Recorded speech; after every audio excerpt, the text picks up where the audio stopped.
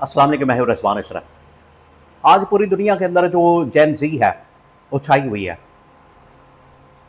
और जहां भी निकलती है उनकी जानिब से इनकलाब बर्पा कर दिया जाता है। ये पाकिस्तान के लिए भी एक अलार्मिंग सिचुएशन है, पाकिस्तान के लिए भी इसके अंदर एक सबक है, पाकिस्तान के लिए भी इसके अंदर एक लेसन मौजूद है जो इस वक्त इंडिया के अंदर हो रहा है। इंडिया के अंदर जिस तरीके से जेन ज़ी ने वहाँ पर एहतजाज किया, प्रोटेस्ट किया, वहाँ पर एक तहरीक चलाई है और कंटिन्यूस मुसलसल उनकी जानिब से ये जो काम किया जा रहा है, उसकी वजह से उन्होंने 15 साल की जो गवर्नमेंट जो कि फस्तायत,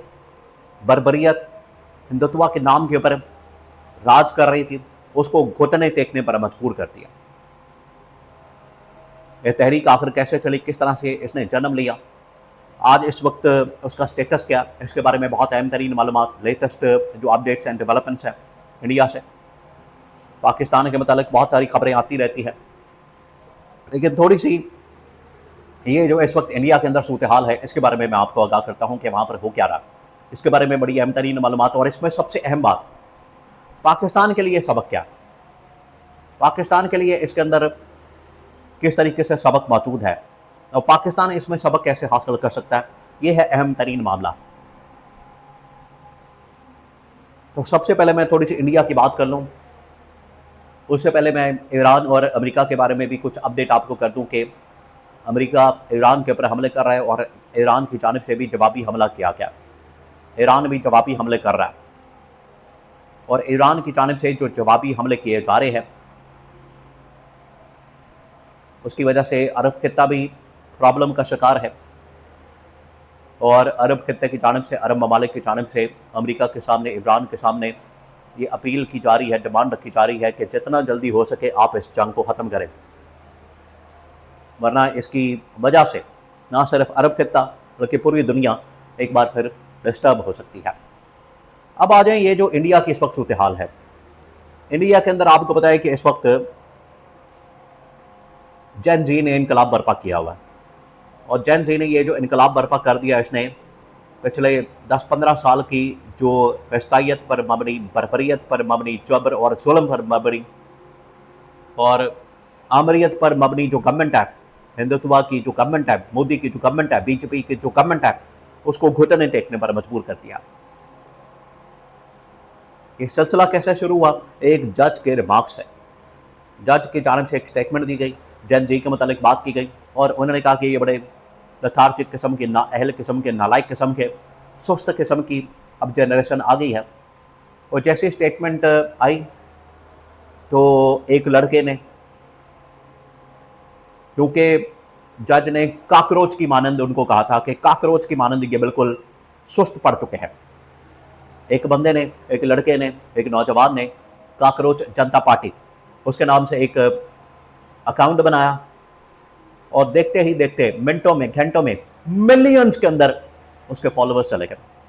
तमाम के तमाम प्लेटफॉर्म्स के ऊपर, ट्विटर, फेसबुक, इंस्टाग्राम, टिकटॉक, उसके ऊपर मिलियंस के अंदर वो एक बहुत बड़ा प्लेटफॉर्म बन गया, काकरोच पार्टी बन गई। जज ने बाद में सॉरी करके उसमें से निकलने की कोशिश की कि मेरा मतलब ये नहीं था, मैं तो सिर्फ चंद नौजवानों की बात कर रहा था, लेकिन बहरहाल बुनियाद बढ़ गई थी। उन्होंने फिर आखिरकार पाकिस्तान के अंदर, इंडिया के अंदर फिर तहरीक की कॉल दी, एहतजाज की कॉल दी। पेपर लीक से वहाँ पर एक बहुत बड़ा स्कैंडल है इंडिया के अंदर, जो कि वहाँ पर मुख्तलिफ कॉलेजेस के अंदर, यूनिवर्सिटियों के अंदर दाखिले के हवाले से जो पेपर लिए जाते हैं, टॉप की जो एलीट की, अशराफिया की, आपको पता है यहाँ पर पाकिस्तान के अंदर भी अशराफिया एलीट के साथ बड़ा प्रोटोकॉल और बड़ा इस तरह का सलूक किया जाता है, डबल स्टैंडर्ड, अशराफिया के लिए और कानून, गरीब आदमी के लिए और कानून, अमीर के लिए और गरीब के लिए। और सेम यही वहाँ मसला था कि पेपर लीक होता था, अमीर आदमी खरीद लेता था पेपर को और अमीर आदमी के बच्चे बड़े बड़े कॉलेजेस, यूनिवर्सिटियों के अंदर दाखिला लेकर आसानी से चले जाते थे। गरीब आदमी बेचारा मारा जाता था, उसके बच्चे खुदकुशियाँ करते थे। तो पेपर लीक्स को बुनियाद बनाते हुए उन्होंने एहतजाज किया और एहतजाज आज इतना बड़ा एहतजाज बन चुका है, दुनिया के अंदर उसकी आवाज़ सुनी जा रही। और उसके सामने अब नरेंद्र मोदी ने, गवर्नमेंट ने घुटने टेक दिए, सरेंडर कर दिया ना सिर्फ उनकी इस डिमांड को पूरा किया, बल्कि जितनी भी अब उनकी जानिब से डिमांड की जा रही हैं उनको पूरा किया जा रहा है। इस एहतजाज को दबाने के लिए, तहरीक को दबाने के लिए गवर्नमेंट की जानिब से सेम वही हर बात करना जो पाकिस्तान में इस्तेमाल किया जाता है, लोगों की आवाज़ को दबाने के लिए, उन्हें कुचलने के लिए, उनके ऊपर तशद्दुद, जुल्म, जबर, फसाइयत का मुजाहरा किया जाता है। बिल्कुल उसी तरीके से वहाँ भी मुजाहरा किया गया, वहाँ भी लोगों के ऊपर जुल्म, जबर और फसाइयत का पहाड़ तोड़ा गया, लेकिन वो डटे रहे, उन्होंने मारी खाई, ज़ख्मी हुए, अस्पताल गए, और अब पाकिस्तान के साथ साथ दुनिया के अंदर उनकी आवाज़ बुलंद हो रही है। लेकिन सबक क्या पाकिस्तान के लिए? चले वो तो इंडिया का मामला, इंडिया ने तो इसको हैंडल कर लिया और इंडियन गवर्नमेंट को घुटने टेकने पर मजबूर कर दिया। पाकिस्तान के लिए इसके अंदर क्या सबक है? पाकिस्तान के लिए इसमें बहुत बड़ा सबक है, वो ये कि जिस तरह के हरबे हथकंडे आज इस दौर के अंदर इस्तेमाल किए जाते हैं, आप इनको इस्तेमाल नहीं कर सकते। इसकी बुनियाद के ऊपर आप लोगों की आवाज़ को दबा नहीं सकते, इसकी बुनियाद के ऊपर आप लोगों को इस तरह से कंट्रोल नहीं कर सकते, आप लोगों को